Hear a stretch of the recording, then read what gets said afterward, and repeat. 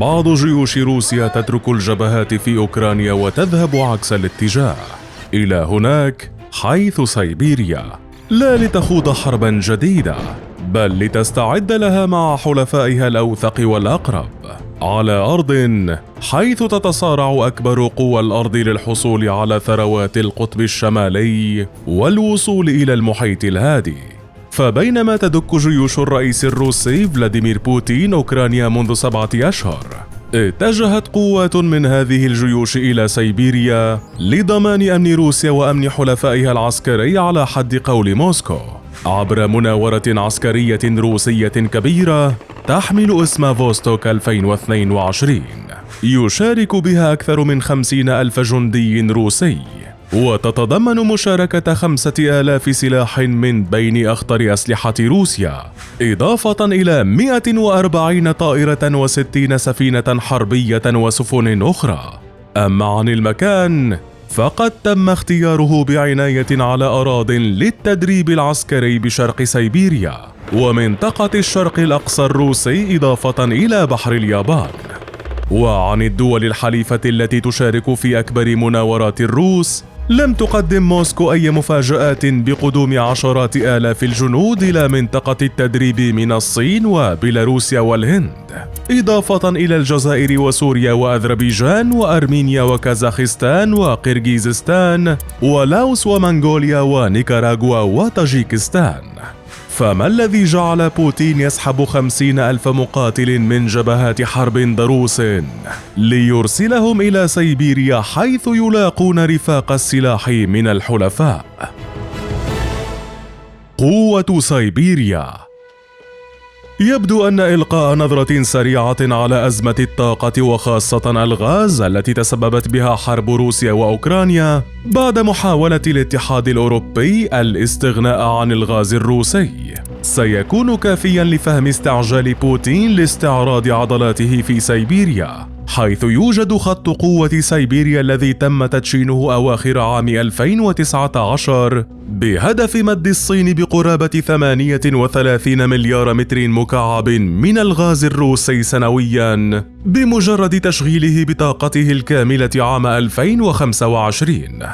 وتتجلى الأهمية الاستثنائية لخط غاز قوة سيبيريا بالنسبة إلى موسكو، كونه ينقل الغاز إلى الصين مباشرة دون الحاجة إلى عبور دول أخرى، كما هو الحال مع نقل الغاز الروسي إلى بلدان الاتحاد الأوروبي،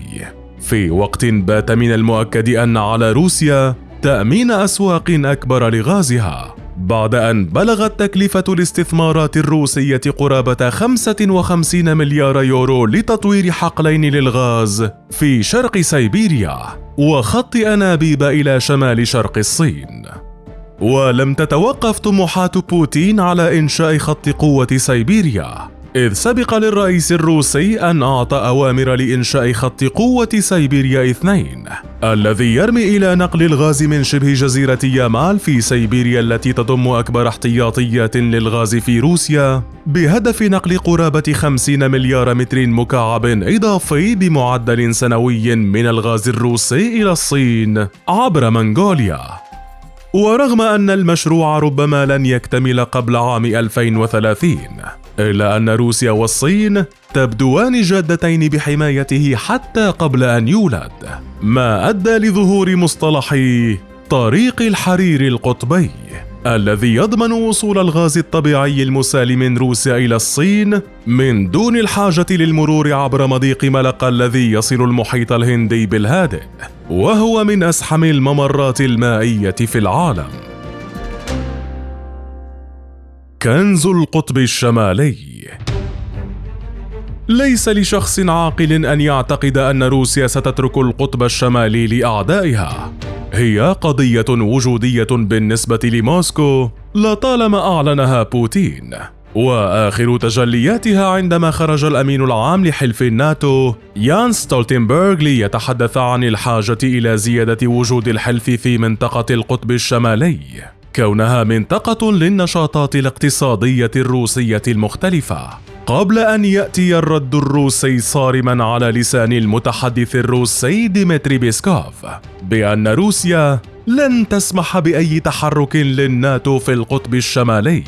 مع التلويح باستخدام كل الطرق لحماية مصالح روسية حيوية بالتعاون مع حلفاء موسكو وعلى رأسهم بكين.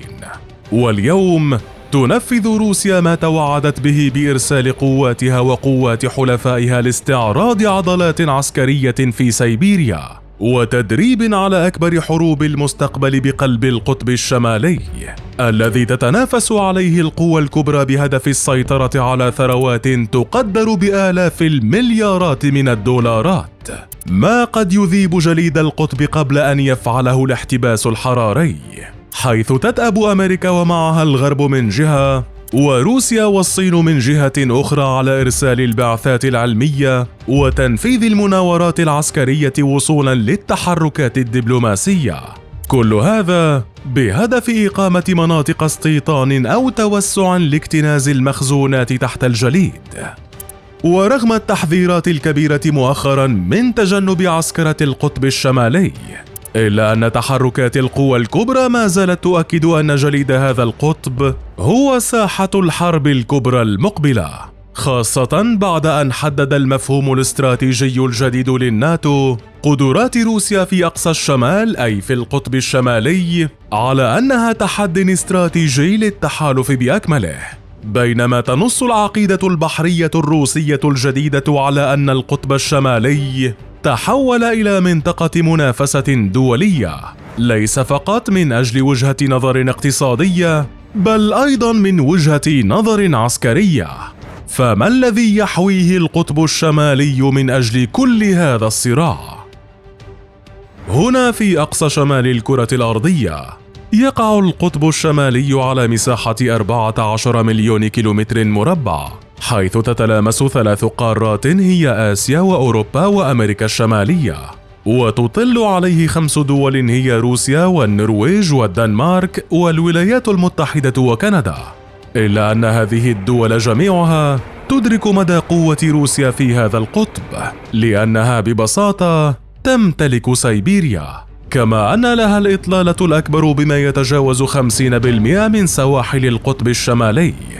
ومنذ أسهم الاحتباس الحراري في إذابة الجليد مع سيلان المياه، بدأ يسيل لعاب القوى الكبرى في المنطقة، إذ إنه خلال العقود ال4 الماضية تقلصت مساحة الجليد بنسبة 35%، مع توقعات بأن يصبح القطب خاليا من الجليد قبل 2050،